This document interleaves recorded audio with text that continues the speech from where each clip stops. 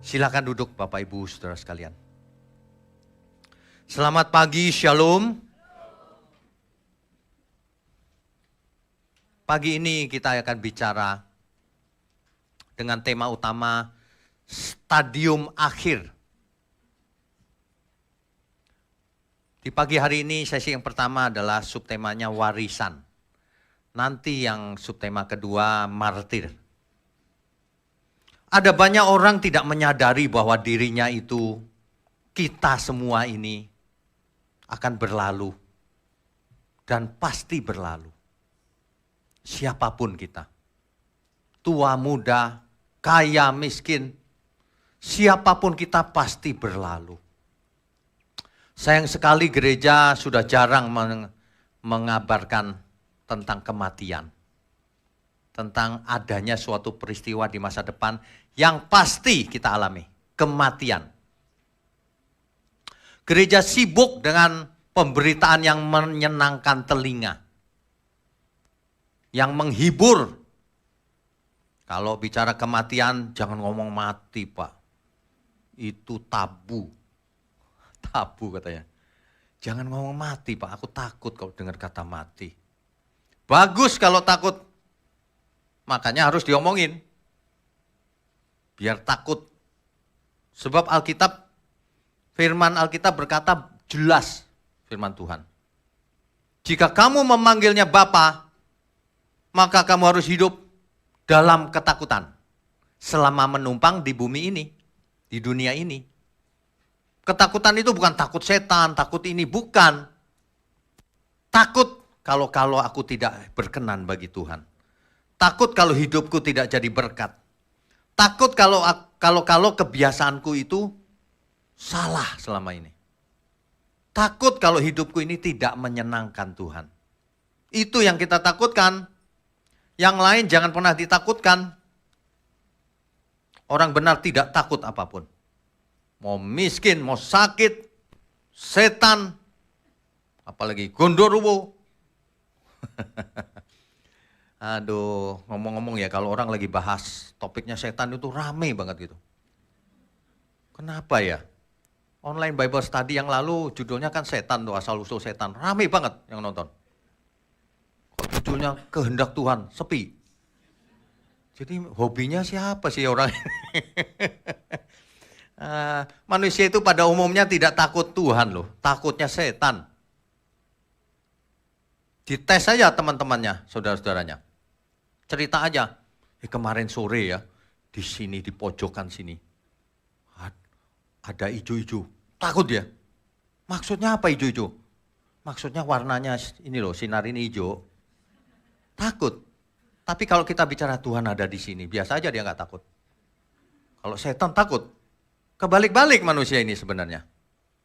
Ya, oleh karena itu pagi ini, sebelum kita menutup mata, dan hal itu pasti, apa sih yang harus kita lakukan? Banyak orang tidak menyadari. Ya, Pengkhotbah 3 ayat 1-2. Pengkhotbah pasalnya yang ketiga, ayat 1-2. Saya sangat suka membaca kitab Pengkhotbah. Berlawanan dengan semua orang di dunia ini. Tidak suka baca kitab Pengkhotbah. Segala sesuatu sia-sia katanya. Salah. Justru hikmat yang terbesar itu ada di kitab Pengkhotbah.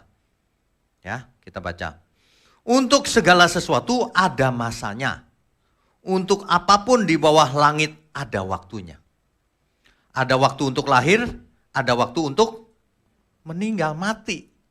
Ada waktu untuk menanam, ada waktu untuk mencabut yang ditanam. Segala sesuatu ada waktunya. Jangan sampai kita hidup seolah-olah tidak ada batasnya. Segala sesuatu ada waktunya, nanti ada waktunya kita semua mati, saudara. Dan hal itu belum tentu masih lama, siapa tahu sebentar lagi. Ya, jadi jangan sampai kita itu hidup seolah-olah tidak pernah mati. Ada istilah memento mori, ingatlah hari kematianmu. Kita itu harus ingat, suatu hari kita mati. Yang jadi masalah bukan kematian itu sendiri. Yang jadi masalah adalah sebelum kematian itu, bagaimana kita hidup. Makanya Alkitab berkata, perhatikanlah bagaimana engkau hidup. Sebab inilah pertaruhan satu-satunya.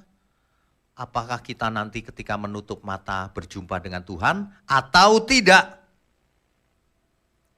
Itu dia yang menjadi masalah bagi semua orang itu tidak mau bicara soal kematian. Tidak mempersiapkan diri, tidak takut, hidup suka-suka sendiri. Padahal setiap kita bisa mati, dimanapun, kapanpun, dengan segala cara. Ada yang berangkat kerja pagi hari, setir mobil, nggak pulang semalaman. Ibunya bertanya-tanya, kemana anakku ya? Besok nggak pulang lagi. Ternyata dia setir mobil, dia minggir karena dadanya nggak enak. Dan setelah minggir itu ya sudah, selamanya dia menutup mata. Dunia ini tragis ya, tragis loh. Ada suami istri, baru punya anak, baby, mestinya happy. Tapi rupanya suaminya kena kanker berat di sini. Umurnya hanya berapa bulan. Tragis ya. Dunia ini luar biasa loh. Kadang-kadang kita lihat orang jahat umurnya panjang, sehat, kaya lagi. Semenang-menang lagi. Itu apa? Sombong sekali. Dunia ini penuh tanda tanya. Alkitab berkata, meskipun kita tidak tahu jawabannya, yang kita tahu kita harus mendekat kepada Tuhan. Ada amin semua? Itu yang penting. Jadi saya tahu ada banyak persoalan di bumi ini, dan kalau ditanya sulit jawabannya. Tapi saya cuma bisa kasih satu jawaban. Mendekatlah kepada Tuhan. Kalaupun kita harus mati, tapi kita ada mati di dekat Tuhan. Daripada sukses di dunia tapi tidak di dekat Tuhan. Ini perlu dihayati benar-benar loh. Banyak orang kalau ke gereja maunya dihibur. Di sini malah diingatkan kematian.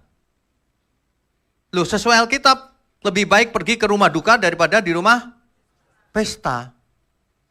Supaya kita mengingat ujung hidup ini, semua ada ujungnya. Kalau yang mengingatkan bukan gereja, lalu siapa lagi? Kalau bukan kita semua yang jadi berkat di bumi ini, sumber kebenaran, menyampaikan kebenaran firman, siapa lagi? Jangan cuma menyampaikan lewat mulut, terutama lewat perbuatan nyata. Amin ya semua ya. Memento mori. Ingat baik-baik. Saya kadang-kadang berikan tips begini. Kalau kita tidur, nengok ke kanan ada tembok, kita tulisin. Memento mori. Ah, gak enak nih. Balik ke sebelah kiri. Tulisin lagi ke sebelah kiri. Memento mori. Enggak, aku mau telentang aja. Tulis di atas. Di mana-mana kita ingat, ya Tuhan, aku takut. Kalau bukan takut matinya, takut kalau aku dipanggil belum berkenan. Karena setiap insan pasti terima panggilan. Pasti. Tidak ada orang yang tidak terima panggilan. Hidup ini cuma antrian, saudara. Ya. Hidup ini cuma antrian. Tidak ada orang yang tidak ngantri. Cuma kita tidak tahu nomor berapa antriannya. Ya. Ingatin orang-orang yang sombong itu. Setiap insan terima panggilan. Hari ini atau esok lusa. Akhir perjalanan hidup. Pagi ini mari kita renungkan baik-baik. Bagaimana kita hidup selama ini. Apakah kita hidup menyenangkan Tuhan atau tidak? Ya. Saudara tahu nggak kalau seseorang mati apa yang terjadi dengan tubuhnya? Tubuh itu di dalam hitungan detik otak kita terkejut. Kenapa? Karena suplai oksigen berhenti. Terkejut dia, otak yang terkejut. Meskipun masih ada aktivitasnya sampai 15 menit sekitar ke depan. Ada aktivitas, tapi dia terkejut. Jangan-jangan, ini jangan-jangan ya, jangan-jangan masih bisa mendengar loh. Karena masih ada aktivitas. Bayangkan kalau orang yang tidak dekat Tuhan, dia dengar itu. Istrinya nangis keras, orang-orang nangis. Tapi dia sudah tinggal dengar doang. Mengerikan gak itu? Waduh, ya. Suhu tubuh turun 0,89 derajat Celcius per jam. Turun terus. Sel-sel mati. Terjadi pembusukan. Dalam hitungan jam, tubuh menjadi kaku. Tapi setelah kaku, berapa lama kemudian lemes lagi. Makanya setiap orang yang mati ketika lemes lagi, keluar kotoran. Karena begitu kaku lemes, lepas dia. Buang kotoran. Ya, makanya jangan sombong. Hari ini kalau cantik, ganteng, kaya, jangan sombong. Ketika kita mati semuanya busuk. Sudah tidak ada sisa-sisa kecantikan sedikit pun. Ya, dulu rumahnya besar, ketika mati nggak boleh tinggal di dalam rumah meskipun pemilik. Ada nggak seorang istri suaminya mati karena dia pemiliknya, mati pun dipajang? Nggak ada, disingkirin. Terus kuburannya gede nggak? Kecil lubangnya, yang mungkin bangunannya gede tapi lubangnya kecil. Udah kecil pengap, nggak ada AC lagi.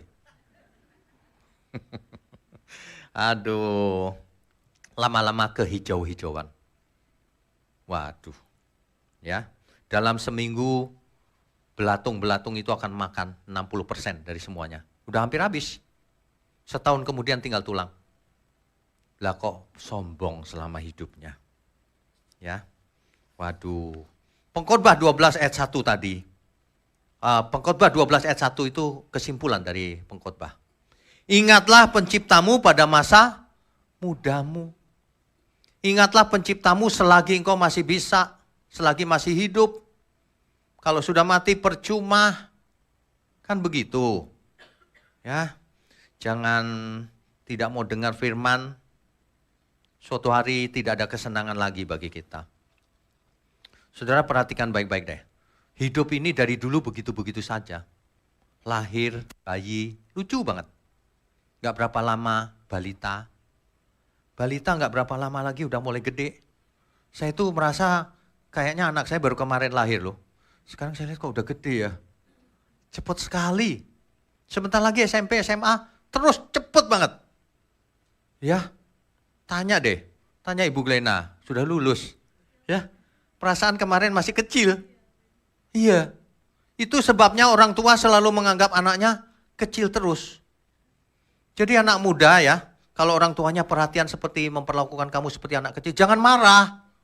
Itu sayang namanya. Anak muda kalau diperlakukan seperti anak kecil, marah sama mamanya.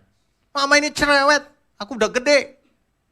Waduh, jangan ya. Orang tua tuh sayang anak. Kok cepet gede kamu ya nak ya. Tapi kalau nggak cepet gede mengerikan juga. Kok kamu kecil terus nak? Udah 5 tahun bayi terus. Orang tuanya bukannya seneng, nangis dia. Ini ada apa yang terjadi nih? Bayi terus. Aduh. Yang mengenaskan lagi ya. Lihat di internet ya, banyak gambar. Ada orang masih kecil, dewasa pasangan.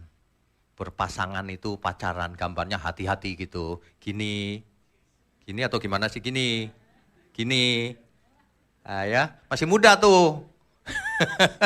Nanti begitu punya anak, seneng. Anaknya gede, masih seneng. Anaknya punya cucu, anaknya udah jauh. Tinggal berdua, udah tua, kakek nenek. Iya, tinggal berdua. Gambar berikutnya, si kakeknya nggak ada, neneknya sendirian di kuburan kakeknya itu. Suaminya. Berikutnya lagi, nisannya jadi 2. Itu kalau mau diterusin lagi ya, nisan 2 itu lama-lama nggak ada. Ganti jadi mall. Iya beneran. Coba pikir itu mall gede-gede dulunya apa kalau nggak kuburan? Iya, jadi kuburan. Waduh, tapi kalau lihat orang sombong ya, kita itu bingung loh. Makanya saudara ya, kalau kita lihat orang sombong atau jahat, jangan sakit hati. Kita lihat saja, orang ini aneh ya. Sebentar lagi kok kaku hijau jelek. Kok bisa-bisanya hidup sekali ini, kita pergunakan sebaik mungkin untuk menyenangkan Tuhan. Untuk saling mengasihi, saling menolong. Kan enak, betul nggak? Di gereja aja bisa satu sama lain nggak cocok. Heran saya. Itu di gereja loh, gimana di luar sono? Di dalam gereja aja bisa berantem satu sama lain. Waduh. Saudara, coba kita perhatikan ya. Apa yang kita lakukan dalam 24 jam setiap harinya. Bangun tidur pagi, ngapain? Coba diperhatikan tuh, apa saja yang kita lakukan sepanjang hari. Terus berapa jam yang untuk Tuhan? Nanti dibuat ya di rumah ya. Berapa jam yang untuk Tuhan? Nanti saudara akan terkejut. Kok nggak ada waktu untuk Tuhan? Itulah sebabnya waktu untuk Tuhan itu seluruh hidup kita. Nggak bisa nanti aja di gereja. Nanti aja hari Sabat, hari Minggu. Persembahan itu 10%. Nggak ada begituan. Hidup bagi Tuhan itu semuanya sejak bangun tidur memuji Tuhan. Ya, tadi pagi waktu saya mau bangun, saya mimpi. Saudara. Dikasih lagu lagi sama Tuhan. Waduh, baru satu bait, belum satu bait, baru satu baris, saya nangis loh. Saya nangis, saya bangun, aduh Tuhan, lagu itu gimana ya Tuhan ya. Saya nggak mau catat saya ingat apa enggak ya. Beneran lupa saya, sampai sekarang. Tapi saya ingat sedihnya aja. Aduh, tapi beberapa waktu yang lalu sudah sempat lain lagi lagunya ya, itu nadanya di apa itu? Itu memang apa ya? Lagu itu sudah dibuat berapa minggu yang lalu oleh Ivan ini. Cuma tadi pagi mau berangkat ke sini 5 menit Tuhan, aku mau bikin liriknya. Nanti disempurnakan ya. Tapi liriknya kira-kira begini.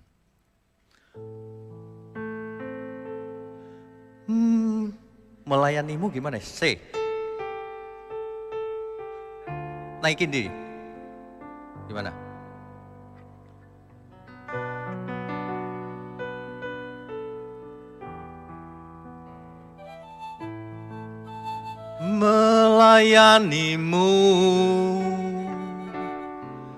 Melayanimu sampai akhir. Melayanimu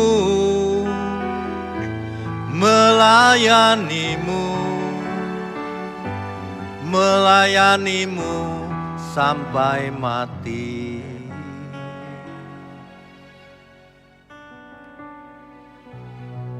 Nanti mesti dibuat lagi bareng-bareng ya. Depannya gimana ya? Saya sampai lupa yang ngarang. Aduh. Oh ya. Fananya dunia ini bagaikan uang. Hanya sekejap saja ada. Hidup di bumi ini hanyalah singkat. Untuk apa kita dicipta? Hidup hanya menumpang di bumi ini, seperti seorang musafir yang berlalunya buru-buru. Untuk apa semua ini? Melayanimu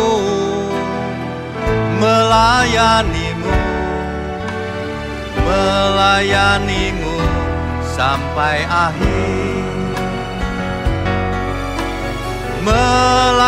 melayanimu, melayanimu, melayanimu sampai mati.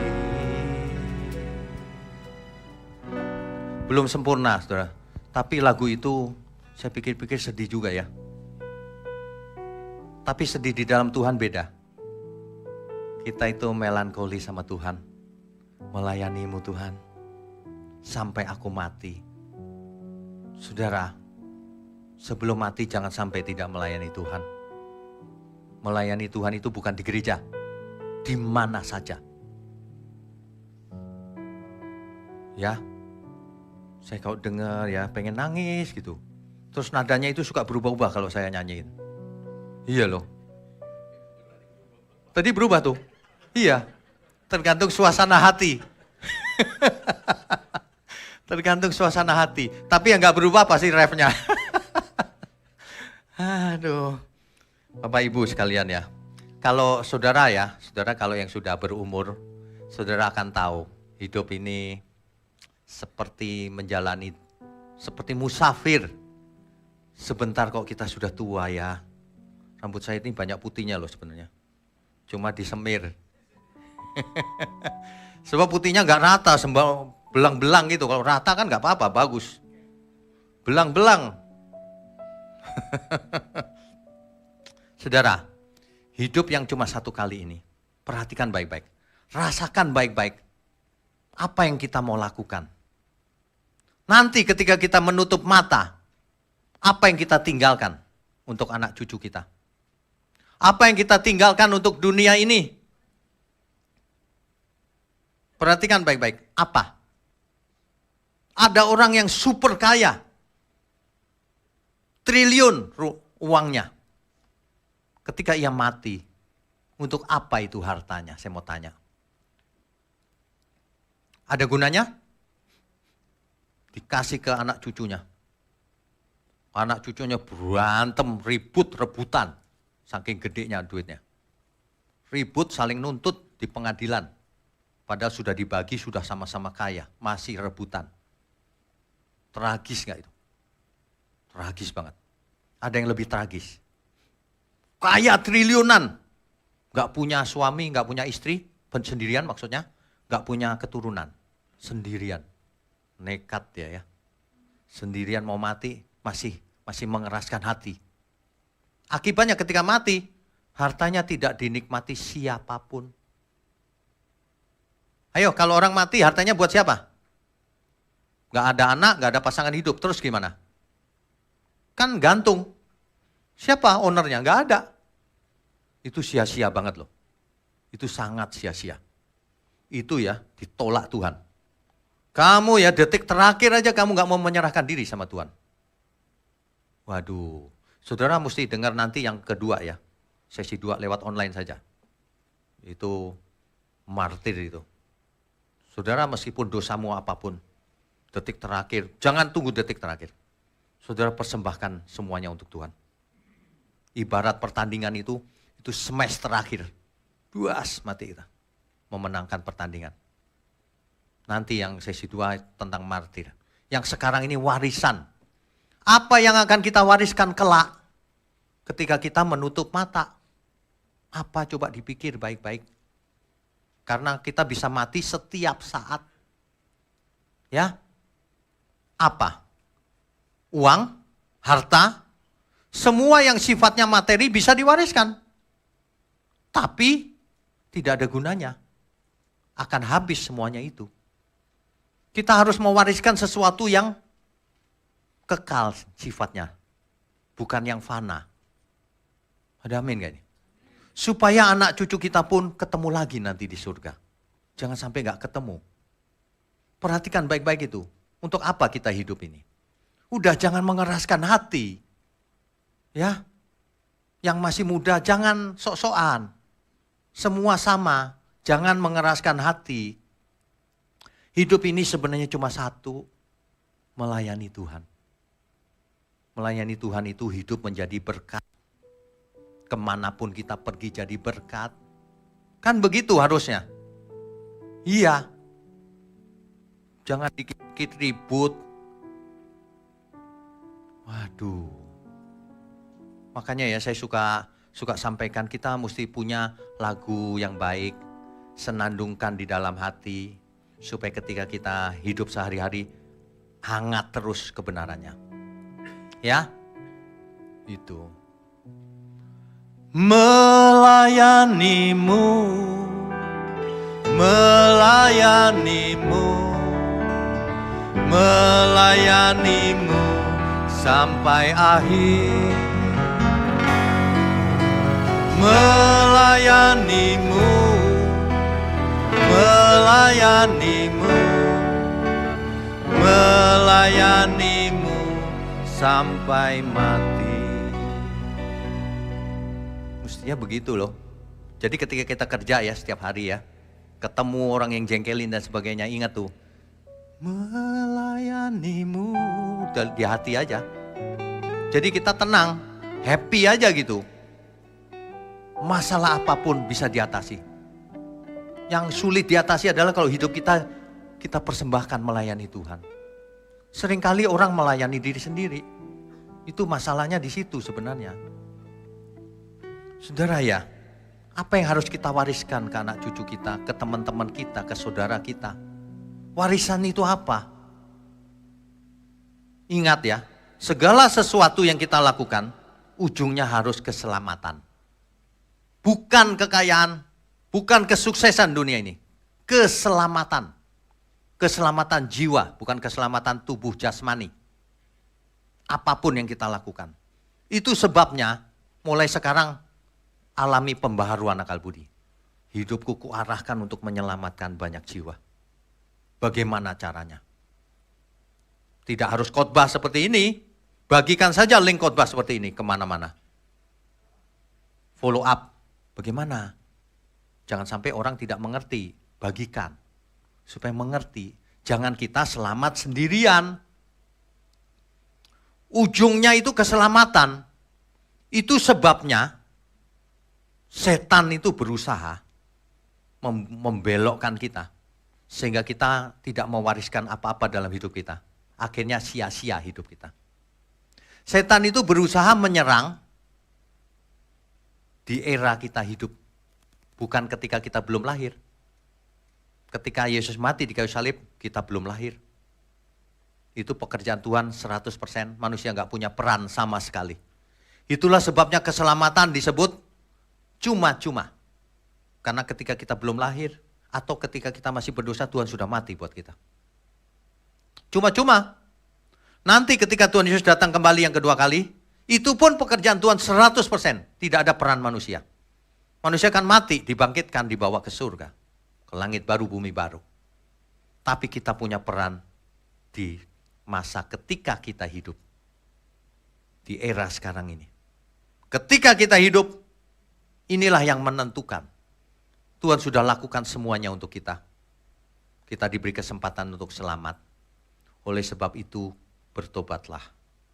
Oleh sebab itu belajarlah kepadaku, aku akan memberikan kelegaan bagimu. Oleh sebab itu percayalah, maka engkau akan beroleh selamat. Kan begitu kan? Nah, yang diserang iblis itu di situ, di era kita sekarang ini. Supaya yang pertama, kita memiliki pikiran bahwa firman kebenaran itu cuma zaman dulu doang, perjanjian lama. Perjanjian baru sering dihindari karena kalimatnya nggak enak. Kalau perjanjian lama enak kan? Kau akan jadi kepala bukan ekor. Kau akan diberkati. Setiap tanah yang kau injak akan jadi milikmu. Itu orang-orang sedang diarahkan itu sama iblis. Supaya hidupnya seperti itu. Pekerjaan salib Kristus diremehkan. Nggak diajarkan. Padahal kita harus terus sampai kepada akhir di Alkitab itu. Ujungnya apa sebenarnya? Hidup kita harus bagaimana? Menurut Tuhan Yesus. Makanya hidup itu jangan agamawi. Setan berusaha membelokkan pengertian kita itu. Di era yang sekarang ini, bagian kita dan bagian Tuhan. Bagian Tuhan adalah memberikan Roh Kudus kepada diri kita. Memimpin kita kepada seluruh kebenaran. Roh Kudus menguatkan, menghibur, mengajar. Bagian kita memberi diri untuk diajar, memberi diri untuk dipimpin, memberi diri untuk belajar firman kebenaran dan melakukannya. Itulah yang diserang iblis. Manusia harus meresponi anugerah Tuhan. Tapi iblis mengajarkan gini, keselamatan bukan karena perbuatan baik. Manusia nggak perlu berbuat baik, nggak perlu meresponi anugerah. Ada yang komentar sama saya, anugerah kok diresponi? Anugerah itu untuk diterima, Pak. Gitu. Oke, setelah diterima lalu cuek aja, diam aja. Selamat gitu. Itu pekerjaan iblis itu. Orang yang diajar begitu pasti dia begini, ya udah selamat. Nggak ngapa-ngapain. Buat dosa juga nggak apa-apa, diampuni lagi. Ini sesat loh ajaran ini. Saya kasih tahu ya, hati-hati saudara. Kalau keselamatan dijual dengan harga murah, kamu nggak usah ngapa-ngapain, itu pekerjaan Tuhan semuanya. Salah besar itu. Justru pertaruhannya ketika kita hidup sekarang. Untuk apa aku hidup di dunia ini Tuhan? Untuk apa? Tanya. Kalau Roh Kudus memimpin kita untuk hidup dalam kebenaran, bagaimana prakteknya Tuhan? Aku seorang guru, aku seorang bisnismen, aku seorang pelayan di gereja, aku seorang pengkhotbah. Semuanya bagaimana Tuhan aku harus hidup? Itulah yang mau dibelokkan sama si iblis. Sehingga manusia, Kristen gak apa-apa lah, percaya Yesus juga gak apa-apa. Tapi pasif hidupnya, gak melakukan apa-apa. Gak all out untuk Tuhan. Orang kayak begitu, apa yang diwariskan terhadap anak cucunya? Yang diwariskan itu tadi, kamu sudah selamat nak. Sebelum dunia dijadikan kamu sudah selamat. Anak cucunya gak belajar. Ya. Yang ketiga, iblis itu berusaha menyembunyikan fakta kematian. Makanya banyak orang gak mau bicara kematian. Ngeri Pak, gak usah ngomong kematian. Ajaran yang gak benar itu tidak mengingatkan orang adanya kematian. Orang ke gereja cuman, kamu akan kaya raya, enak pokoknya ikut Tuhan. Enteng jodoh, enak pokoknya. Gak usah kerja pun diberkati.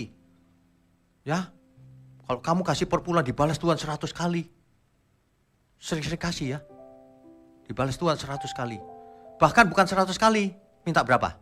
Mau 1 juta kali? Bisa. Terserah kau aja. Dia Allah yang baik. Dia Allah yang kaya. Ngawur gak karuan gitu. Ajarnya.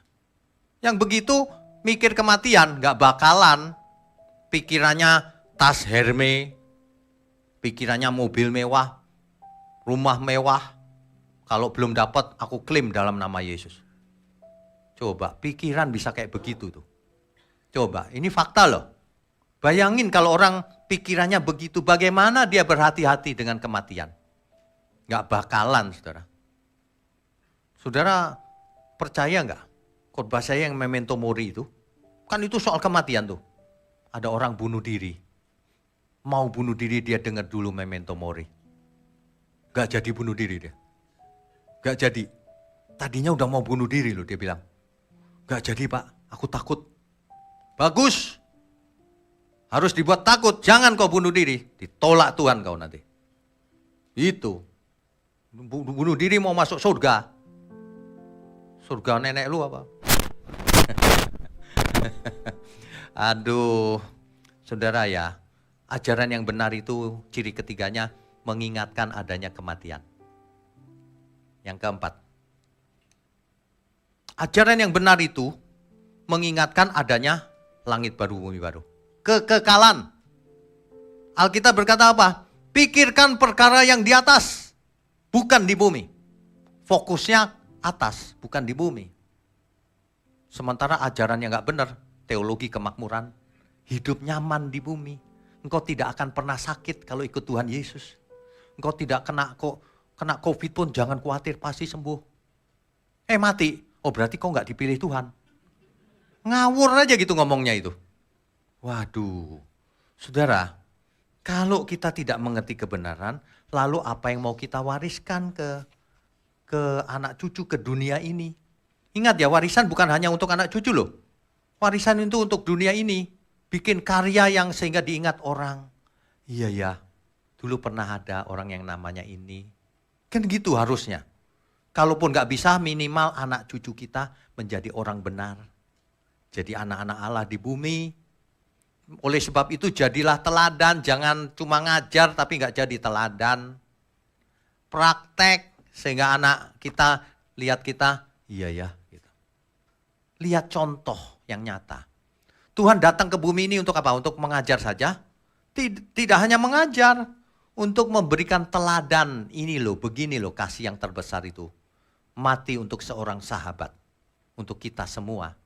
Lah hidup kita mau gak mati untuk Tuhan? Banyak orang egoisnya setengah mati itu. Waduh egois banget. Enggak bagaimana suruh berkorban. Hidup aja egois. Ini ya, padahal segala sesuatu itu sia-sia loh menurut kitab pengkhotbah. Sia-sia di situ bukan sia-sia sebenarnya. Segala sesuatu di dunia ini, satu, fana. Fana itu maksudnya sementara. Seperti uap, sebentar menguap lalu hilang. Sebab berlalunya buru-buru. Kita semua berlalunya buru-buru. Ya, belum tentu 10 tahun lagi kita masih ketemu. Kita berlalunya buru-buru. Semua seperti cuma mampir hidup di bumi ini. Semua pasti berlalu. Nah, kalau kita mengerti itu justru itulah kebenaran. Kalau semuanya cepat berlalu, lalu apa yang harus kulakukan? Apa yang harus kuwariskan ke anak cucuku ke dunia ini? Ayo, jangan hidup sekali aja suami istri berantem gak karu-karuan. Apa yang diwariskan ke anaknya? Oh, jadi papa itu begitu ya, kasar sama mama ya. Itu membekas loh. Itu membekas loh. Jangan sampai itu. Kasih contoh hari ini juga, saat ini juga. Yang lalu biarlah berlalu, dulu salah total, biarin aja. Ke depan jangan salah lagi. Sebab seorang anak akan lihat perubahan orang tuanya juga. Orang tua berubah, anak berubah juga pasti. Kekuatan kebenaran itu luar biasa. Bukan dengan mulut, dengan tindakan nyata. Itulah sebabnya Salomo yang begitu sukses luar biasa. Kaya raya, paling berkuasa di zamannya, paling berhikmat, paling banyak istrinya. Semuanya paling banyak dia. Tetapi dia bisa menulis segala sesuatu sia-sia. Jika tidak dipersembahkan untuk Tuhan. Amin ya. Makanya kita bikin warisan hari ini. Ya, ke anak cucu kita, ke orang-orang. Buatlah warisan bahwa hidup ini sementara. Yuk kita cari Tuhan. Hidup ini untuk melayani Tuhan. Hidup ini satu-satunya kesempatan. Anggap saja hari ini adalah panggilan terakhir, peringatan terakhir. Buat kita semua, dimanapun saudara berada. Saudara kalau ada penerbangan yang panggilan terakhir itu ya. Panggilan terakhir. Pesawat segera berangkat. Saudara kalau pegang penerbangan itu, masih entar dulu, makan dulu. Gitu enggak kira-kira? Ditinggal. Ditinggal beneran. Anggap aja ini panggilan terakhir. Setiap saat kita nggak tahu kita kapan dipanggil Tuhan. Tapi ini panggilan terakhir. Supaya kita semua sebelum kita menutup mata. Kita bikin warisan untuk dunia ini. Oh, dulu papaku itu hebat loh. Dia dulu berubah total di hari akhirnya. Di usianya yang sekarang dia berubah. Dia menjadi teladan. Oh itu warisan loh. Triliunan gak ada gunanya. Warisan yang seperti itu yang dibutuhkan oleh keturunan kita dan semua sahabat kita dunia ini. Semuanya. Itu yang dibutuhkan. Oleh sebab itu, ayo saudara, anggap aja ini peringatan terakhir sebelum kita menutup mata. Kita wariskan apa? Misalnya catur itu langkah terakhir kita apa? Catur. Warisan terakhir itu apa? Nah, inilah yang saya mau ingatkan kita semua bahwa sebenarnya kita semua itu ada di stadium terakhir. Stadium terakhir itu periode terakhir sebelum kita mati. Kita sedang ada di stadium terakhir sebenarnya. Satu, kedatangan Tuhan Yesus sudah dekat. Kedua, kematian kita juga sudah dekat. Cuma tidak tahu kapan. Itulah stadium terakhir. Saudara tahu ketika seseorang ada di stadium terakhir, dia sudah tergeletak, dia sudah menunggu waktunya. Saya pernah jenguk doakan seorang yang sudah tergeletak gitu, masih marah-marah loh. Sudah lemah, dia marah-marah, itu tuh Pak gara-gara aku jadi begini. Wah, muntah darah sekantong, aduh muntah darah sekantong. Aduh Bu, Ibu ya, Ibu terakhir kali ya, bertobatlah Bu. Sebelum dipanggil Tuhan. Ibu tahu dong waktunya ini segera, menit nih hitungannya. Muntah darah sekantong gede. Waduh, bertobat Bu, lupakan aja dia. Gak penting dia, yang penting Ibu bersihkan hati. Ya, kita berdoa ya yang terakhir ya. Kita berdoa, habis itu dia mengembuskan nafas. Jangan sampai kita merasa hebat. Hari ini masih lama Pak waktunya. Penerbangan masih lama. Setiap saat lagi kita itu sudah pegang tiketnya. Cuma boardingnya gak ditulis di situ. Jam berapa. Bisa setiap saat itu. Ya, amin ya semua. Kita beri kemuliaan untuk Tuhan. Saudara, pilihan terakhir. Sebelum kita mati, apa yang kita wariskan? Ada orang yang tidak mewariskan apa-apa. Artinya, seluruh hartanya, seluruh hidupnya sia-sia. Itu seperti orang yang tidak pernah lahir. Kuburannya pun nanti jadi mall. Dilupakan semua orang. Yang kedua, orang yang mewariskan kepada keturunannya kebenaran. Itu tak ternilai harganya. Meskipun bukan uang. Kebenaran. Sebab itulah yang akan menyelamatkan dia. Yang ketiga, orang yang menghabiskan hidupnya untuk pekerjaan Tuhan. Ketika orang mau mati, selama ini jauh dari Tuhan. Udah seluruh hartanya gak punya pasangan, gak punya anak. Jangan dibiarkan nganggur, gak ada yang punya. Kasih ke pekerjaan Tuhan semuanya. Karena tidak punya anak, tidak punya istri, tidak punya siapa-siapa kan. Kasih ke pekerjaan Tuhan semuanya. Kalau punya anak pun jangan dikasih ke anak semuanya, rusak dia. Dikasih secukupnya. Semuanya kasih pekerjaan Tuhan. Terakhir Tuhan, ini bukti cintaku Tuhan. Udah menutup mata. Terserah, saya cuma kasih alternatif. Yang terakhir harus jadi berkat. Sebelum mati uangmu itu, bikinlah rumah sakit yang gede, yang murah, yang gratis. Ya, panti jompo, yang gratis, yang murah. Apalagi, sekolah. Uang triliunan buat apa kalau nggak buat itu? Kalau nggak percaya sama gereja, kau buat itu aja. Nggak usah pakai nama gereja, nggak usah pakai apa. Tapi kalau kita kirim jemaat yang membutuhkan, tolong diterima. Kita bukan mau uang atau apa, enggak. Kita mau selamatkan banyak jiwa. Saudara mengerti maksud saya ya? Kalau ada orang yang kaya, ya udah nggak usah berhubungan dengan kita. Bikin aja rumah sakit, bikin aja sekolah, panti jompo, semuanya yang dibutuhkan dunia ini. Berkati seluruh dunia. Setelah itu barulah engkau dipanggil Tuhan. Barulah itu menang dengan perlombaan yang diwajibkan itu. Bayangin kaya raya triliunan masih pelit. Terakhir udah masih pelit. Duitnya triliunan ada di bank sampai selama-lamanya nggak ada yang bisa pakai juga. Sia-sia itu dosa besar loh. Dosa besar. Jangan salah sangka ya, khotbah gini minta dikasih. Bukan. Kau bikin sendiri aja rumah sakitnya supaya. Tapi hubungi gereja-gereja yang membutuhkan. Mengirim orang-orang tua yang disia-sia anaknya. Orang tua yang kesepian, yang belum mengenal Tuhan. Masuk, nanti kita yang layani. Begitu. Saya membayangkan itu nggak tahu ya, ada orang yang mau datang nggak sih? Panti jompo itu.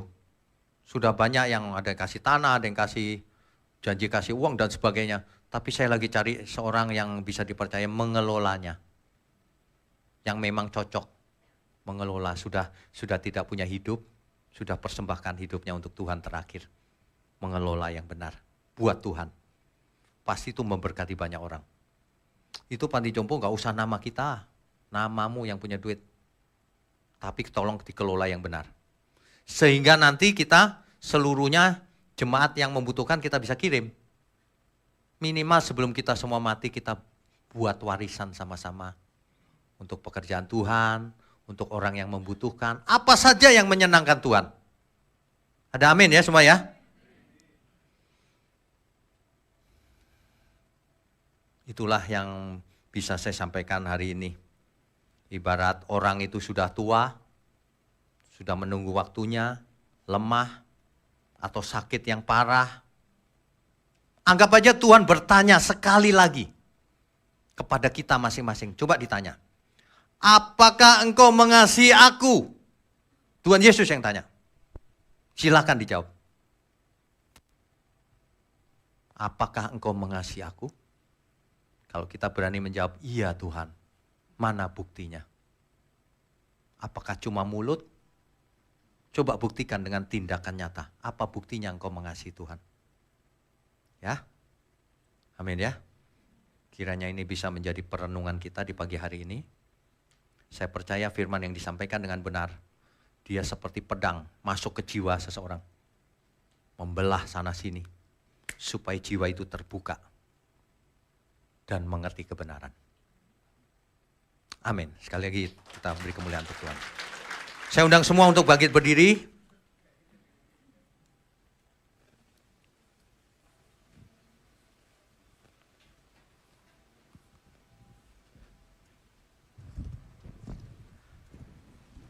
Hari-hari hidup.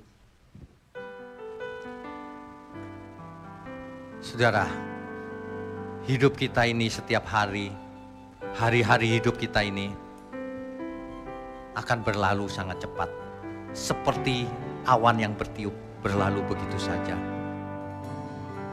Nyanyikan ini dengan tulus, saudara.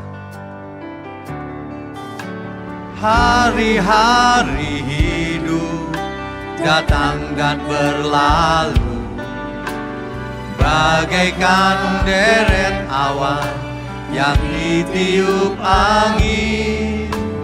Hatiku bertanya, kau berikan jawabnya.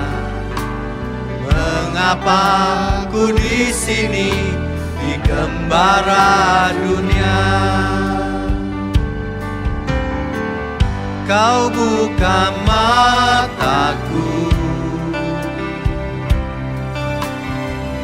hati dan pengertianku. Hidup ini untuk mengabdi bagimu di singkat hariku. Kaulah tujuanku, indah kerajaanmu. Di ujung jalanku nampak matahari kehidupan yang tak pernah terbenam. Musik saja. Saudara sekalian, kita itu ada di stadium terakhir, suatu periode terakhir dalam hidup kita. Untuk itu, jangan kita sia-siakan kesempatan ini. Ibarat catur itu langkah terakhir untuk menang. Ibarat penyakit sudah stadium terakhir. Kita mau mengakhiri pertandingan ini. Persembahkan seluruh hidupmu untuk Tuhan. Yang kaya raya persembahkan hartamu semua untuk Tuhan. Yang tidak kaya persembahkan seluruhnya hidupmu untuk Tuhan juga. Wariskan kebenaran untuk anak cucumu. Lewat perbuatan yang nyata. Berhenti berbuat dosa hari ini. Sudah gak usah cerewet. Hidup gak usah rewel lagi. Lakukan bagian kita. Yang masih mahasiswa belajar yang benar. Yang jadi orang tua jadilah orang tua yang benar. Yang jadi anak-anak yang benar. Mari kita jadi anak-anak Allah yang benar. Hari-hari berlalu begitu cepat sekali, saudara.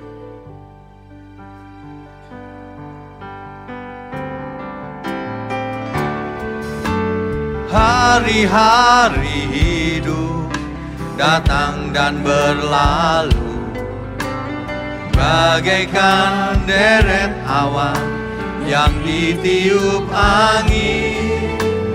Hatiku bertanya, kau berikan jawabnya.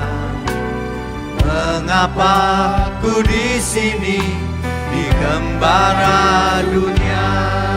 Kau buka mataku, kau buka mataku, hati dan pengertianku. Hidup ini untuk mengabdi bagimu disingkat hariku. Kaulah tujuanku,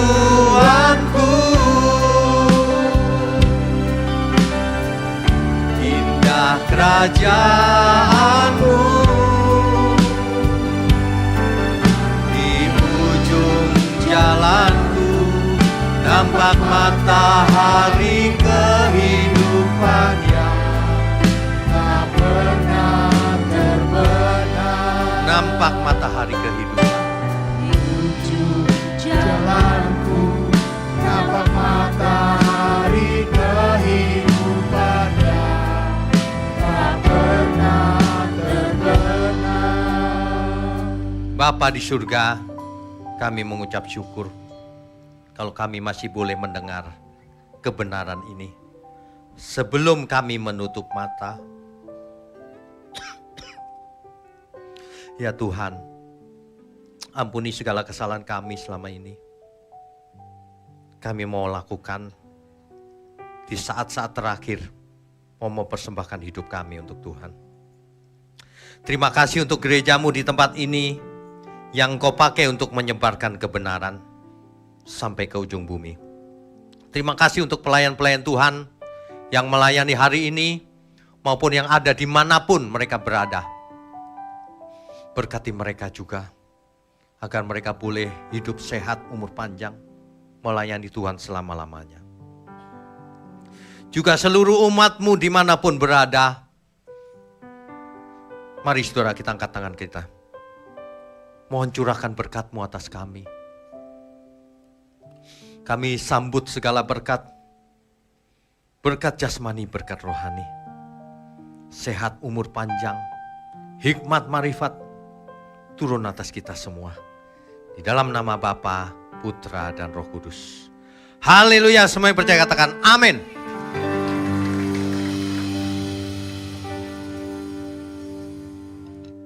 Saudara sekalian, bicara soal kebenaran, setiap orang merasa benar. Makanya semua kecap dinomor satukan. Ada orang yang mengatakan saya paling benar, ini paling benar, itu paling benar. Mana sebenarnya yang paling benar? Oleh sebab itu, hadiri seminar 7 natur kebenaran dan aplikasinya. Seminar ini wajib dihadiri oleh para teolog, apologet, pengkhotbah, bahkan oleh para jemaat sendiri. Agar kita bisa membedakan manakah yang benar, manakah yang salah. Inilah alat uji kebenaran yang sangat objektif dan alkitabiah. Pastikan saudara ikut. Dan ajak seluruh saudara dan sahabat-sahabat. Bapak-bapak dan ibu-ibu yang terkasih dimanapun berada, yuk kita belajar pelajaran Alkitab bersama secara online.